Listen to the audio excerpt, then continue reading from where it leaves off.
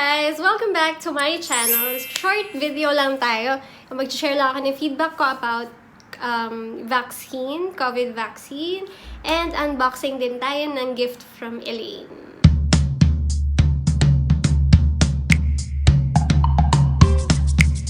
So guys, kakagaling lang namin ng health center today. Natapos na namin yung second dose ng vaccine namin. So nakuha namin yung vaccine, yung first dose namin last January, I think January 12. Tapos, 22 days after, nagpa-vaccine kami. Dapat kahapon, pero ang haba ng pila. So, today, nagpunta kami sa Alagusa East Health Center and successful naman yung pagkuha namin ng vaccine. And kung i-compare ko yung experience ko sa first dose and the second dose, yung first dose ko parang okay naman. Wala naman ako na-experience na hilo or parang nasusuka or something. Wala naman. Pero yung second dose ko, parang 3 to 5 minutes after vaccine, medyo parang bigla akong nahilo or parang naging lightheaded. Which is bearable naman siya. Kaya lang parang nabasa ko rin somewhere na ganun nga din yung naging experience nila upon receiving the second dose.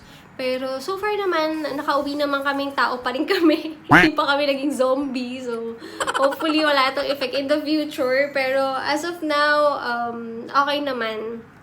Vaccinated na ng 2 dose. And also, in this video, ipapakita ko naman yung natanggap ko na gift from Elaine, yung office mate ko na super sweet.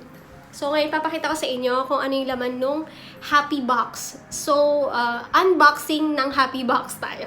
Ito yung gift ko from Elaine. Actually, binigay niya to nasa office ako kanina. So, bit ko siya throughout the day. So, ito ang Happy Box. Happy Box. From happybox.com. Check natin kung ano. And, ito naman yung nasa loob ng ating Happy Box. So nice! Ang ganda-ganda. Parang ayaw kong kainin. Grabe yung presentation. Parang di pa display lang. This box came with a card. Para ako nagpo-promote ng Happy Box dito. Okay, happy birthday, Rachel. Wish you a fruitful year. Always remember God provides. Thank you, Elaine. Love you. And, ayoko siyang kainin. Kung pwede, i-display ko muna siya. And, this is like, birthday and Valentine's gift natin. Thank you so much. Thank you again for watching my vlog. Sa mga friends ko na hindi makapag-decide kung magpapavaccine ba sila or hindi, we decided to get the vaccine here in UAE kasi libre siya.